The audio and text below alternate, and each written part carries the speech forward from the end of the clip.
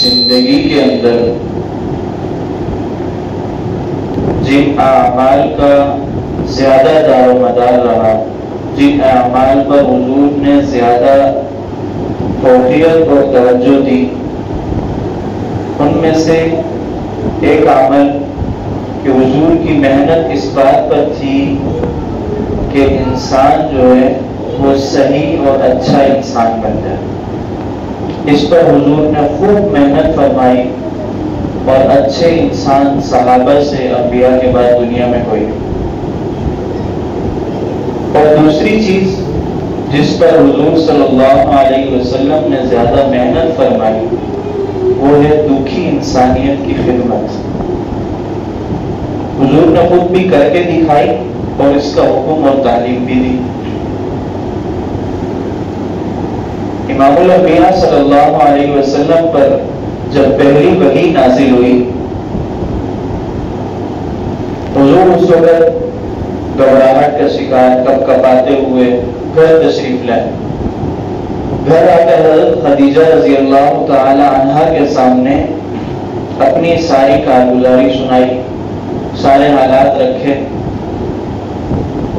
تو دنیا میں سب سے پہلے جو سیرت بیان کی وہ ایک عورت نے بیان کی، اور ایسی سیرت بیان کی، جامع معنی سیرت بیان کی کہ احادیث کے ابواب میں پورے ایک باب کی حیثیت رکھتا ہے اور بہت مضبوط باب۔ تو حضور نے جب اپنی ساری واقعہ سنا دیا تو اس کے بعد حضرت خدیجہ رضی اللہ تعالی عنہا نے تسلی دیتے ہوئے کچھ جملے ارشاد فرمائے جو کہ ایک سیرت کا باب بنے۔ فرمایا واللہ لا یخزیک اللہ ابدا، اللہ کی قسم اللہ آپ کو ضائع نہیں کریں گے۔ کیوں ضائع نہیں کریں گے؟ وجہ فرمایا انک لتصل الرحم وتحمل الکلب وتکسب المعدوم وتکرم الضیوف وتعین علی نوائب الحق۔ یہ ساری سیرت بیان کر دی۔ اس میں سے ایک عمل بھی ایسا نہیں ہے کہ جو آپ نے نماز پڑھی ہو یا آپ نے روزے رکھے ہیں، آپ نے دین کی خدمت نمازوں اور تہجد گزاری کی ہے، اس وجہ سے اللہ ضائع نہیں کرے گا۔ نہیں، فرمایا اس لیے کہ آپ صلہ رحمی کرتے ہیں، آپ غریبوں کے غم خوار ہیں، آپ مہمانوں کی مہمان نوازی کرتے ہیں، آپ کوئی آدمی اگر حق بات پر کھڑا ہے تو آپ اس کا ساتھ دیتے ہیں۔ سارے کیا ہے؟ دکھی انسانیت کی خدمت ہے۔ کوئی ایک صفت ایسی نہیں بتائی کہ آپ تہجد کرتے ہیں یا آپ ذکر و اذکار میں لگے رہتے ہیں اس لیے اللہ ضائع نہیں کرے گا، نہیں۔ جتنی چیزیں گنوائی ساری کی ساری انسانیت کی خدمت کی گنوائی۔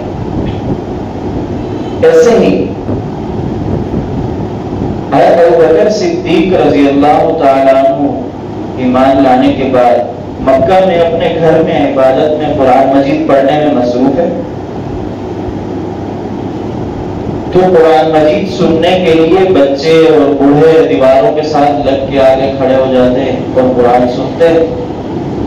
کفار کو پریشانی ہوتی کہ یہ کیا، کہیں یہ لوگ بھی ہمارے دین چھوڑ کر ادھر نہ چلے جائیں تو اس کا مجمع بڑھ جائے گا تو ہمارے لیے تو پریشانی بن جائے گی، اور وہ تو یہ چاہتے نہیں۔ تو حضرت سیدنا صدیق اکبر رضی اللہ تعالیٰ عنہ سے فرمایا کہ صدیق ایسے قرآن کی تلاوت نہیں کیا کرو، قرآن کی تلاوت کرنی ہے آرام سے کرو کہ گھر کے باہر آواز نہ آئے، کمرے کے اندر بیٹھ کے کرو۔ حضرت سیدنا صدیق اکبر رضی اللہ تعالیٰ عنہ کا دل تنگ ہو گیا، پریشان ہو گئے، برداشت نہ ہوا، حضور کے پاس تشریف لے گئے۔ فرمایا یا رسول اللہ صلی اللہ علیہ وسلم اگر آپ اجازت دیں تو میں ہجرت کر لوں حبشہ کی طرف، جیسے چند صحابہ اکرام دیگر بھی چلے گئے تو میں بھی چلا جاتا ہوں۔ حضور نے اجازت دے دی کہ آپ چلے جائیں۔ حضرت سیدنا صدیق اکبر رضی اللہ تعالیٰ عنہ نے اپنا سامان باندھا اور مکہ شہر سے باہر نکلے۔ ابھی تھوڑا سا ہی باہر گئے تھے کہ ایک قبیلے کا سردار ابن دغینہ اس نے آ کر حضرت ابوبکر کو پکڑ لیا ہاتھ سے۔ فرمایا ابوبکر کہاں جا رہے ہو؟ حضرت ابوبکر نے فرمایا کہ بھائی مکہ کے لوگ تو اس طرح پریشان کرتے ہیں، مجھے عبادت بھی صحیح سے اپنے گھر میں بیٹھ کے صحیح سے عبادت نہیں کرنے دے رہے، میں کیا کروں؟ میں چھوڑ کے جا رہا ہوں یہ شہر، حبشہ کی طرف ہجرت کر رہا ہوں۔ ابن دغینہ نے وہی الفاظ جو حضور کے لیے حضرت خدیجہ رضی اللہ تعالیٰ عنہ نے کہے تھے، وہی الفاظ حضرت ابوبکر کی شان میں کہہ دیے کہ آپ پریشان نہ ہو، آپ کا یہاں رہنا ہمارے لیے فضیلت اور عزت کا باعث ہے۔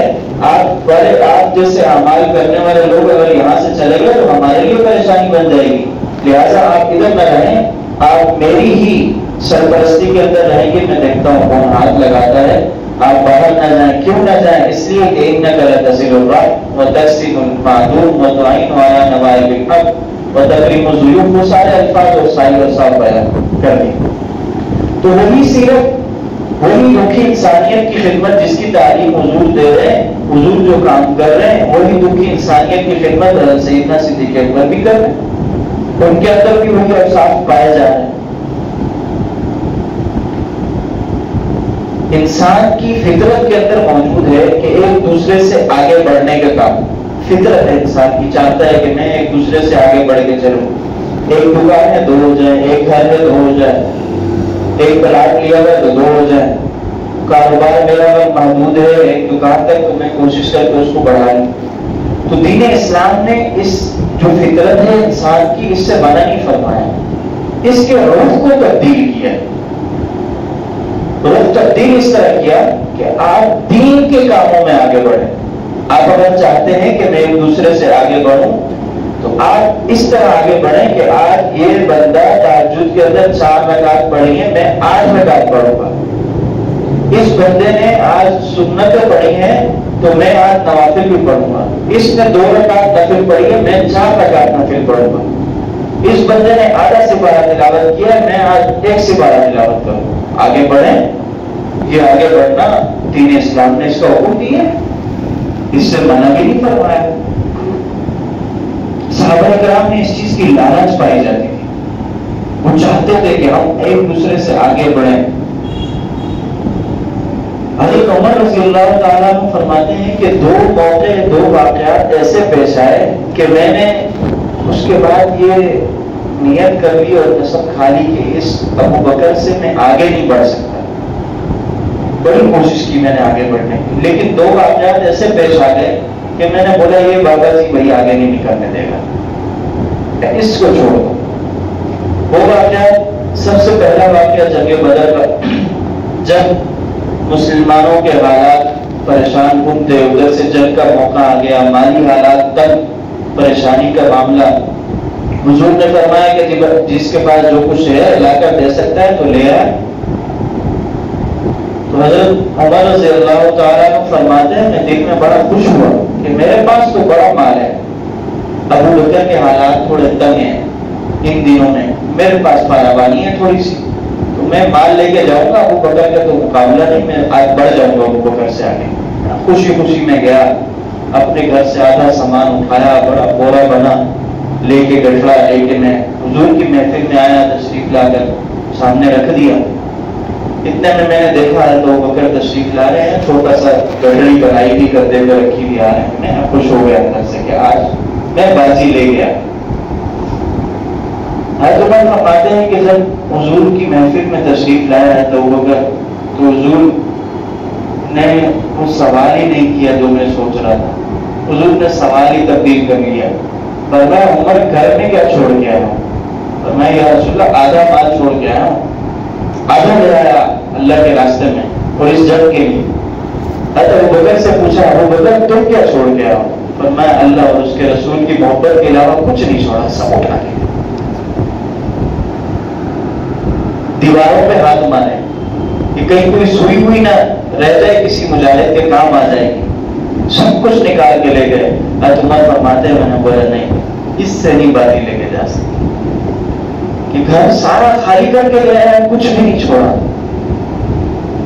دوسرا واقعہ حضور کی وفات کے بعد پیش آیا کہ حضرت ابوبکر صدیق رضی اللہ تعالیٰ عنہ کے دور کے اندر ایک ترتیب تھی انہوں نے بنائی کہ جتنے گھر ہیں جو کمزور ہیں، جن میں خدمت کی ضرورت ہے کسی آدمی کی، تو ایسے جگہوں پہ ان گھروں کے نام لکھے ہوئے ہوتے ہیں، ان کے افراد لکھے ہوتے ہیں، خدمت کی نوعیت کیا ہے، کس چیز کی ضرورت ہے، کیا کام کرنا ہے، وہ خدمت لکھی بھی ہوتی اور آگے اس بندے کا نام لکھا ہوا ہوتا ہے کہ جو اس کے گھر میں جا کے خدمت کرے گا۔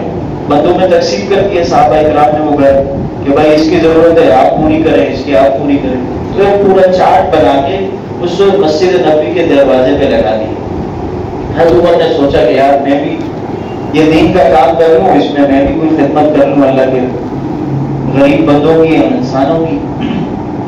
فرماتے ہیں میں نے دیکھا تو مجھے ایک بڑھیا کا گھر ملا کہ جس میں خدمت کے لیے کسی بندے کا نام نہیں، لیکن خدمت کی نوعیت بھی لکھی ہوئی، گھر بھی لکھا ہوا، بڑھیا بیوہ بھی ہے اور نابینی بھی ہے، لیکن گھر میں خادم کی ضرورت ہے کہ گھر کی صفائی وفائی کرے، باہر سے سودا سلف لا کے دینا ہو وہ لا کے دے، پانی وانی کا مشکیزہ بھر کے وہ لا کے دے دے۔ حضرت عمر نے دل میں سوچا کہ آج کل جا کے اس کے گھر کی خدمت میں کر دوں گا، یہ نیکی کا کام میں کر لوں گا۔ حضرت عمر اگلے دن فجر کی نماز کے بعد تشریف لے گئے، جا کے دروازے پہ دستک دی، آواز دی کہ بھائی خدمت کے لیے آیا ہوں۔ اندر سے بڑھیا نے آواز دی کہ کوئی بندہ آیا تھا، صبح صبح روزانہ آتا ہے کر کے چلا جاتا ہے، اور آج بھی وہ کام کر کے چلا گیا۔ حضرت عمر فرماتے ہیں کہ میں نے سوچا کہ اگلے دن میں تھوڑا جلدی چلا جاؤں گا تاکہ یہ خدمت مجھے مل جائے، اس کا موقع مجھے مل جائے۔ اگلے دن جلدی چلے گئے اور ابھی جا ہی رہے تھے کہ دیکھا کہ ایک آدمی نکل رہا ہے، چادر اڑی ہوئی ہے اور منہ چھپایا ہوا ہے اپنا۔ بعض روایات میں تو یہاں تک ہے کہ پاؤں میں چپل بھی نہیں ہے، ننگے پاؤں میں گھر سے نکل رہے ہیں۔ میں نے غور سے دیکھا، اندھیرا تھا کہ کون ہے یہ، تو نظر پڑی تو ابو بکر صدیق رضی اللہ تعالیٰ عنہ گھر میں خدمت کر کے واپسی نکل رہے ہیں۔ میں نے پوچھا ابو بکر آپ؟ میں اللہ کے غریب بندوں کی خدمت ہے کر رہا ہوں، چپل کیوں نہیں؟ میں بستی سے گزر ہوتا ہے، کہیں ایسا نہ ہو کہ میرے چلنے کی آہٹ کی وجہ سے ان کی نیند خراب ہو، اس لیے چپل ہی نہیں پہنی، ایسے ننگے پاؤں آتا ہوں اور خدمت کر کے جاتا ہوں۔ عمر فرماتے ہیں میں نے بولا بس اس ضعیف وعدے کی مقابلہ نہیں، اس سے نہیں آگے بڑھ سکتا۔ حضرت عائشہ رضی اللہ تعالیٰ عنہ حضور کے ساتھ سو رہی، آرام فرما رہی، صحن میں رات کے وقت، تو حضور سے دیکھا آسمان پہ جو ہے ستارے چمک رہے ہیں. حضور سے پوچھا یا رسول اللہ کیا یہ آسمان کے ستاروں کے برابر بھی کسی کی نیکیاں ہوں گی؟ انہوں نے فرمایا جی ہاں، حضرت عمر کی نیکیاں اس آسمان کے ستاروں کے برابر ہیں. عائشہ فوراً سوال کیا وہ ابھی اور میرے والد وہ کہاں گئے؟ فرمایا ابو بکر کی ایک رات کی جو غار میں میرے ساتھ 3 راتیں گزاری ہیں نا، اس ایک رات کی نیکیاں اس آسمان کے ستاروں کے برابر، اس سے بھی بڑی. اس رات میں تھا کیا؟ آپ احادیث کے ابواب کھول کے دیکھ لیں، آپ کو کہیں نہیں ملے گا کہ اس رات میں حضرت ابو بکر نے غار میں جا کے تہجد پڑھی، نمازیں پڑھی، قرآن پڑھا، کہیں نہیں ملے گا. کیا وہاں پہ حضور صلی اللہ علیہ وسلم کو لے کر جا رہے ہیں مکہ سے، راستے میں کہیں آگے ہو جاتے ہیں، کہیں سواری پیچھے کر لیتے ہیں، کہیں دائیں ہو جاتے ہیں، کہیں بائیں ہو جاتے ہیں. فرمایا ابو بکر خیر تو ہے، ایک جگہ سفر کیوں نہیں کر رہے، آگے پیچھے ادھر ادھر ہو جاتے ہو؟ فرمایا رسول اللہ جب دل میں ایک خوف پیدا ہوتا ہے کہ سامنے سے کوئی دشمن حملہ کر لے، دوڑ کے آگے آ جاتا ہوں. جب خوف پیدا ہوتا ہے دائیں طرف سے کوئی حملہ نہ کرتے، دوڑ کے ادھر آ جاتا ہوں. جب خوف ہوتا ہے کہ بائیں طرف سے کوئی نہ کر دے تو ادھر آ جاتا ہوں. جب دل میں خوف آتا ہے کہ شاید کہیں پیچھے سے کوئی حملہ نہ کر دے تو پیچھے چلا جاتا ہوں. آپ کی حفاظت کے لیے اپنی جان کی پرواہ نہیں کی. لگے تو مجھے لگے، کوئی حملہ کرے تو پہلے اوپر، پہلا بار میرے اوپر لگے، میرے مرنے کے بعد اگر حضور کا کچھ، اپنی جان کی کوئی پرواہ نہیں. پہاڑیاں چڑھ رہے ہیں اوپر، اب وہاں پہ تو سواری کو نہیں لے کے جا سکتے، ان کو پہاڑیوں کے اوپر کیسے چلیں گے؟ حضور کو کندھوں پہ سوار کر دیا، اپنے پاؤں سے خون بہ رہا ہے، پرواہ نہیں. غار کے اندر گئے، غار کی صفائی کی، سوراخوں کو پھول کیا، اپنی چادر پھاڑ کر ایک سوراخ رہ گیا، اپنی ایڑی دے دی، صفائی صاف ستھری خدمت ہو گئی. فرمایا رسول اللہ تشریف لائے، اب آ جائے. حضور لیٹ گئے، اب جہاں ایڑی دی گئی وہاں سے ایک سانپ نے نکل کے ڈس دیا، لیکن پاؤں ہلایا نہیں، حضور کے آرام میں خلل نہ آ جائے. پاؤں رکھ کے بیٹھے ہیں، تکلیف برداشت کر رہے ہیں، لیکن ظاہر ہے سانپ نے کاٹا تھا، تکلیف کی بھی کوئی حد ہوتی ہے، کب تک برداشت ہوگی؟ تو وہ برداشت سے باہر ہوئی، آنکھوں سے آنسو نکلے، حضور کے چہرے مبارک پہ جا کے آنسو گرے. حضور کی آنکھ کھل گئی، بیدار ہوئے، پوچھا ابو بکر خیریت، کیا ہوا؟ فرمایا رسول اللہ سانپ نے کاٹ لیا ایڑی پہ. فرمایا باہر نکالو اپنا لعاب مبارک نکال کے حضرت ابو بکر کی ایڑی پہ لگایا، ٹھیک ہو گیا. تو یہ کیا تھا؟ ساری خدمت تھی، سب کی سب خدمت کی حضور کی. یہ خدمت تھی کہ حضرت عمر کہہ رہے ہیں کہ ابو بکر اب میری ساری نیکیاں لے لو، اپنی اس رات کی ایک رات کی نیکیاں مجھے دے دو. اور وہ نیکیاں کیوں ملی؟ اس خدمت کی وجہ سے کہ اپنی جان کی پرواہ نہیں ہے، میری جان جاتی ہے چلی جائے، حضور کو تکلیف نہ پہنچے. یہ انسانیت کی خدمت تھی. حضرت عمر خود بھی کوئی کم نہیں، بڑے جلیل القدر صحابی. حضور نے کیا ارشاد فرمایا کہ لو کان بعدی نبی لکان عمر، کہ اگر میرے بعد نبوت کا دروازہ بند نہ ہوتا، کسی نبی کے آنے کی گنجائش ہوتی، تو عمر کے اندر یہ صلاحیات موجود ہیں کہ اللہ اس کو نبی بنا کے بھیجتے. لیکن چونکہ نبوت کا دروازہ بند ہو گیا، اب کسی نبی نے آنا نہیں، میں آخری نبی ہوں، تو لہٰذا یہ میری امت میں آیا، لیکن صلاحیات اس میں ہے. ایسے جلیل القدر صحابی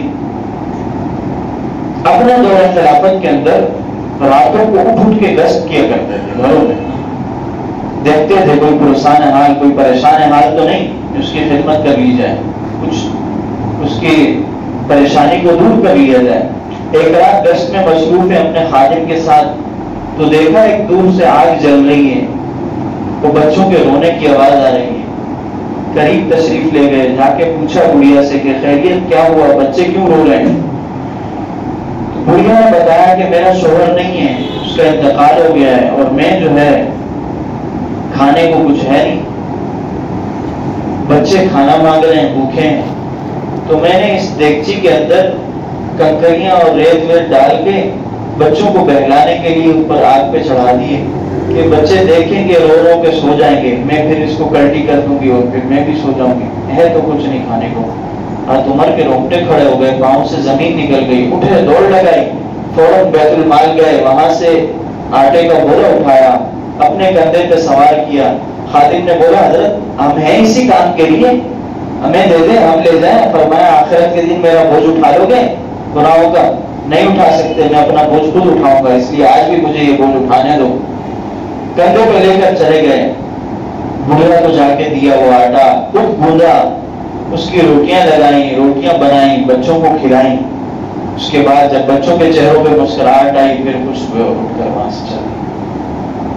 یہ تھی دکھی انسانیت کی خدمت، خود کر کے دکھائے، یہ نہیں کہ باتوں تک محدود، نہیں، خود عملی طور پر جامہ پہنایا، عملی طور پر بتایا کہ بوڑھے دکھی انسانیت کی خدمت کی کس طرح جاتی ہے، کر کے دکھائیں۔ دکھی انسانیت کی خدمت صرف یہ نہیں کہ ہم ان کے کھانے پینے کی دیکھ بھال کریں، کوئی پریشان حال ہے اس کی پریشانی دور کریں، یہ بھی خدمت ہے اپنی جگہ، لیکن دکھی انسانیت کی خدمت یہ بھی ہے کہ ہمارے اندر یہ گڑھ اور فکر ہو کہ کہیں ہمارے گھر کے آس پاس کوئی بے نمازی تو موجود نہیں، کہ ہم اس انسان کو جہنم سے نکال کے جنت کی طرف لے کے جانے والے بنے، اس کی آخرت بھی تو سواریں۔ دکھی انسانیت کی خدمت یہ بھی تو ہے کہ حضور نے جہنم سے نکال کے صحابہ اکرام کو جنت کے اعلیٰ مقام تک پہنچا دیا۔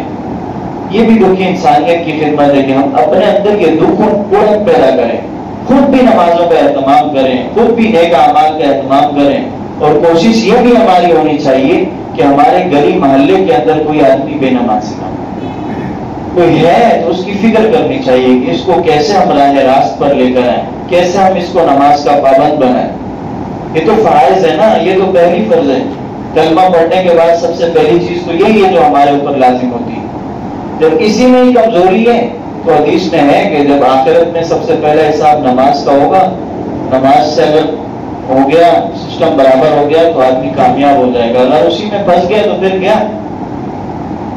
تو جب ہم شروع میں ہی اپنے آپ کو خود تیار نہیں کہ ہم پہلے حساب کتاب میں پاس ہو جائیں، تو آگے دوسرے کیسے تیار ہوئیں گے اس کے لیے؟ ہم دوسروں کو کیسے تیار کریں گے اس چیز کے لیے؟ دکان کو 5 منٹ بند کرنے سے کچھ نقصان نہیں ہوگا، اللہ اس سے بڑھ کر دے گا۔ اپنے کام کو 5 سے 10 منٹ چھوڑنے سے کوئی نقصان نہیں ہوگا، اللہ اس سے بڑھ دو، جو آپ کو دے گا اسی میں برکت دے گا، وہ برکت والا رزق زیادہ بہتر ہے آپ کے لیے، بنسبت اس کے کہ بے برکتی ہو، مال تو بہت ہے لیکن برکت ہی کوئی نہیں، اس مال کا کیا کرنا؟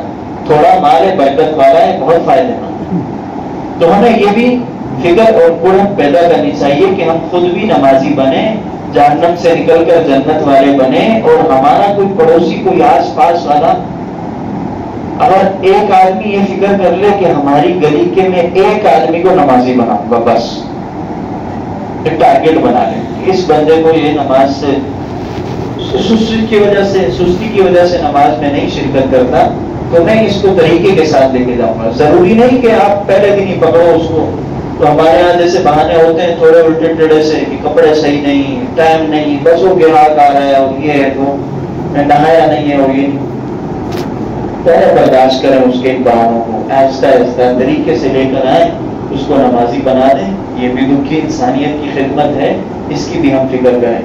اور آج کل کے اس دور کے اندر سب سے زیادہ جو دکھی انسانیت ہے وہ فلسطین کے ہمارے مسلمان بھائی ہیں، ان کی خدمت۔ ضروری نہیں ہے کہ ہم اپنا مال سارا نکال کے فلسطین بھیج دیں، جو کہ ممکن بھی نہیں ہے، بہت مشکل حالات ہیں وہاں پہ، پہنچانا کوئی اتنا آسان نہیں۔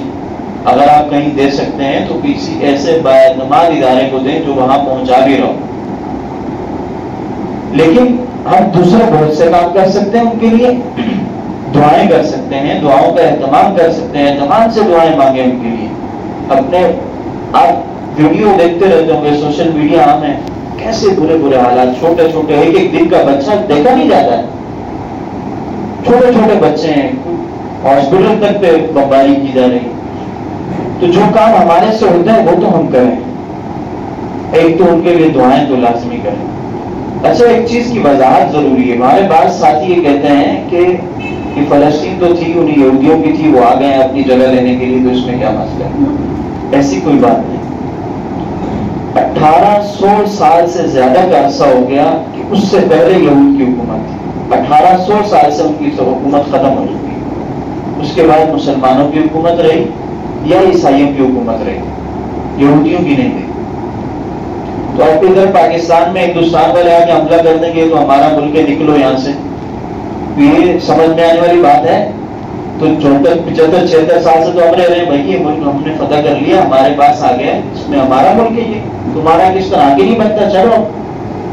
تو یہی سین ان کے ساتھ ہوا ہے کہ وہ کہہ رہے ہیں ہماری جگہ نکلو یہاں سے، لیکن حقیقت میں تو جب 1800 سال پہلے تمہاری تھی نا، اب 1800 سال ہو گئے، اب تمہاری نہیں، اب تم جاؤ جو رہ رہے ان کی۔ دوسری عرض مقدس ہے، اللہ رب العزت نے قرآن مجید میں اس کو مقدس زمین کہا ہے، سبحان الذی اسریٰ بعبدہ لیلا من المسجد الحرام الی المسجد الاقصی الذی بارکنا حولہ لنریہ من آیاتنا۔ قرآن میں اللہ تعالیٰ خود نام لے کے بتا رہے ہیں کہ ہم نے مکہ سے لے کر آپ کو جو ہجرت کروائی، ہجرت والی رات، مکہ سے شب معراج والی رات، مکہ سے لے کر ہم مسجد اقصی لے کر گئے، اور وہاں پر پھر وہاں سے براق کے ذریعے سے حضور اوپر تشریف لے کر گئے۔ مقدس جگہ تھی، وہیں پہ حضور نے امامت کرائی تمام انبیاء کی، تو مقدس جگہ ہے۔ حضرت عمر رضی اللہ تعالیٰ عنہ نے اس کو فتح کیا، صلح کے ساتھ فتح ہوئی۔ تو اصل زمین تو ہم ان کی ہے، ان کو دینی چاہیے، ان کی خدمت جس طریقے سے ہو سکتی ہے ہم کریں، مالی اعتبار سے کریں، دعاؤں کے اعتبار سے کریں۔ دوسرا، اسرائیل کی مصنوعات کا بائیکاٹ کریں۔ ہمارے پاس ساتھی کہتے ہیں کہ میرے ایک کے نہ خریدنے سے کیا نقصان ہوگا۔ آپ نے سوشل میڈیا پہ دیکھا ہوگا، ابھی آج کل جو نا پیپسی والوں نے اپنی لیٹر بوتل کے ساتھ آدھا کلو چینی دینا شروع کر دی۔ یہ تھوڑی سی سوشل میڈیا پہ ورکنگ ہوئی، ان کی چیزوں کا بائیکاٹ ہوا، تو ان کے اندر اتنی فکر پیدا ہو گئی کہ وہ اس کے ساتھ فری میں بھی دے رہے ہیں تاکہ پھر لیں ہمارے کو۔ اس سے اندازہ لگا سکتے ہیں نا کہ ان کو کتنا نقصان ہو رہا ہے اس پیپسی کے نہ پینے سے۔ جو ٹین والا پیک آ رہا ہے اس کے اوپر انہوں نے پیپسی نام ہی ہٹا کے فلسطین لکھ کے اوپر پیپسی کا لوگو ہی چینج کر دیا۔ نقصان ہو رہا ہے تو اس طرح کے حربے اختیار کر رہے ہیں تاکہ مسلمان کو ہم بہکائیں، اور یہی کی ساری بچت وہ لے کر اس سے اسلحہ خرید کر مسلمانوں پہ ظلم کرتے ہیں۔ تو کون چاہے گا کہ میرے 2 روپے ٹیکس کتنا جا رہا ہے؟ ایک پیپسی کی بوتل سے 2-4 روپے جائے گا نا۔ جب ہم 10 بندے نہیں خریدیں گے 20-50 روپے کا نقصان ہوگا، 100 بندے نہیں لیں گے تو کتنا ان کو نقصان ہوگا؟ جب نقصان ہوگا تو ان کے خود دماغ ہوش آواز جگہ پر آ جائے گا۔ کم سے کم اس طریقے سے ان کا بائیکاٹ کریں۔ تو ان چیزوں سے ہر چیز کی متبادل موجود ہے، یہ نہیں ہے کہ متبادل نہیں، پیپسی کا متبادل موجود ہے، جو ان کی مصنوعات ہیں ان کا متبادل موجود ہے، تو ہم وہ متبادل چیزیں لے لیں، ان چیزوں سے بائیکاٹ کریں۔ ان کا جو بار کوڈ ہے 729، تو چیز پر دیکھ لیں 729 کوڈ ہے تو اس کو نہیں خریدیں، کوئی دوسری چیز ہے وہ خرید لیں۔ تو اس چیز کا اہتمام کریں۔ تو موضوع کا مقصد اور مطلوب مجموعہ آخر میں بتا دوں کہ میں بات جو کی وہ اس حوالے سے کی کہ حضور صلی اللہ علیہ وسلم نے دنیا میں آ کر جو سب سے بڑے کام کیے وہ 2 کام کیے۔ ایک تو یہ کہ انسان صحیح انسان بن کر اس کی خدمت کی اور صحیح سے اس پر کام کیا، اور وہ کام انسانوں کو انسان بنا کر دکھایا۔ صحابہ کرام سے بہترین انسان دنیا میں انبیاء کے بعد کوئی نہیں۔ اور دوسرا، دکھی انسانیت کی خدمت حضور نے کر کے دکھائی، جس کے بارے میں نے واقعات بھی سنائے۔ تو اس دکھی انسانیت کی خدمت ہم بھی کریں۔ اللہ رب العزت ان ٹوٹی باتوں پر عمل کرنے کی توفیق عطا فرمائے۔